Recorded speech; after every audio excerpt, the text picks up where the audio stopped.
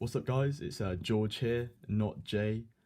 I just thought this would be a good platform to show some new ideas that I found based off of the F prime concept or like idea that that kind of me and Jay have started implementing within our solves. So I'd like to think that I kind of instigated Jay's interest in this, well his extended interest in this over the past couple of weeks. Like since I started getting pretty good times using this, like with multi-slotting, and that's when he started like making his series and showing you the kind of stuff that can be done with it. But if you're not aware, I'll give you a small example. This is probably the most simple of examples I could give. So rather than doing this pair like this, inserting it like that, so as in I'm going to pair them up like that, then insert. Instead, if I just do an F prime here, an F prime like that, I've just set it up to be a 3-move insert. So I'm going to do an F prime, then 2-gen, so that this is the simplest form of 2-gen, just 3 moves, then an F, then I solved this pair in very few moves and without a rotation. So you can obviously apply this to a bit like more complicated cases like this. So in F prime, then I'll do those two, then F. And yeah, so that's like the general concept of how it works.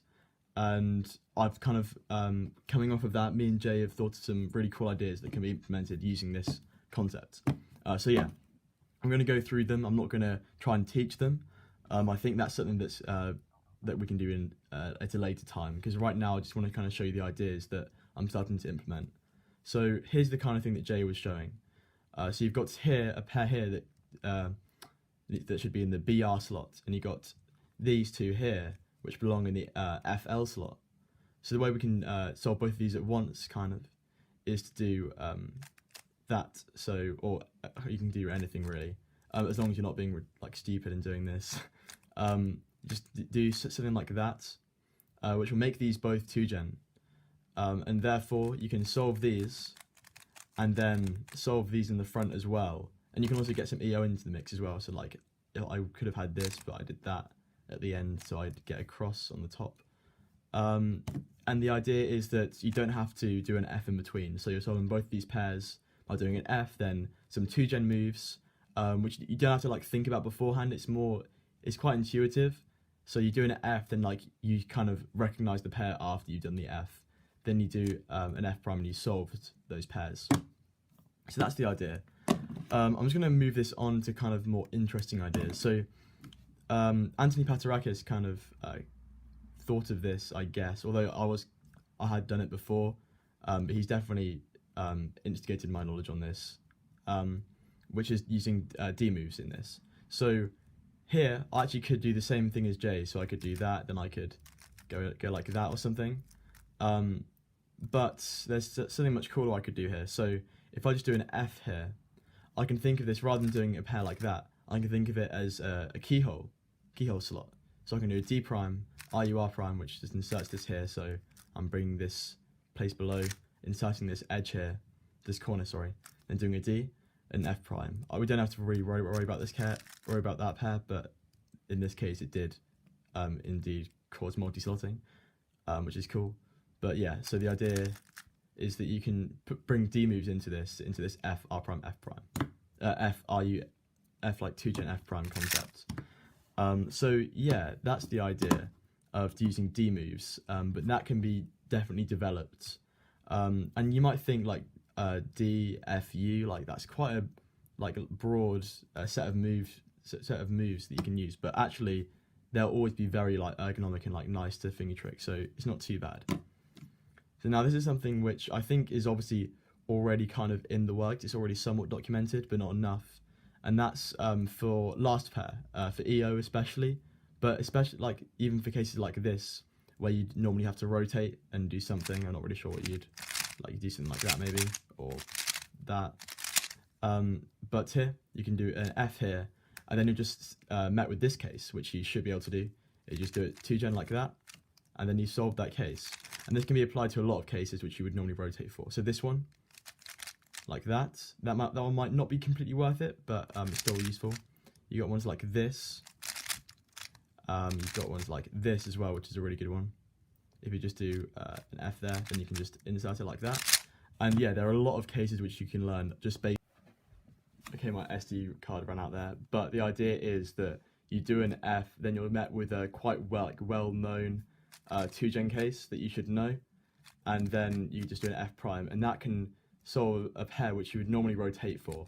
So you've got something like this as well. So you'd normally rotate and do double sexy, but instead you can just do that. So yeah, there are loads and loads of concepts and ideas that you can base off of this, and I think it should actually become its own subset within I think ZBLS, yeah, within ZBLS, and that'd be a really cool idea, which I think should be implemented. But yeah, so that's also another idea which can be used. And here I've got a bit of an example solve. I got like a low 4 recently using this concept, and I think it's a really cool idea to show. It's double X cross. I'm not really going to go through that, so I'm just going to solve the double X cross. And then here I had this, and I think anyone really would normally rotate and do this 2gen, either this way or that way. You'd rotate and do it 2gen. But for some reason, I was in quite a lucid state of mind and thought to do something a bit more meta, and I did it like this. So I did a U prime, which puts it here. Then I can do an F. Then therefore, this is now solving. You can now solve. It's now solvable with 2gen moves. Couldn't spit that out. So then I can do a U2 here, and I can just solve it normally, like a normal 2gen pair. And then as I was doing that, I saw this pair. So I could just do that, U2, F prime, and I've solved the whole of the F12 in very, very little moves. So yeah, that's a great example of its application to actual solves, and I got low 4 with that, even with a not great ZBLL. And now this is probably the most interesting of all of these. I'm going to keep this short and sweet because there's a lot more that can be talked about, and I kind of want to keep it under wraps maybe. So the idea is that this pair, you can obviously do it like that, you can do something like that. There are a few things you can do here, but what I want to take most into account is the idea that this is 2gen here. And if I do an F here, this is also 2gen, okay?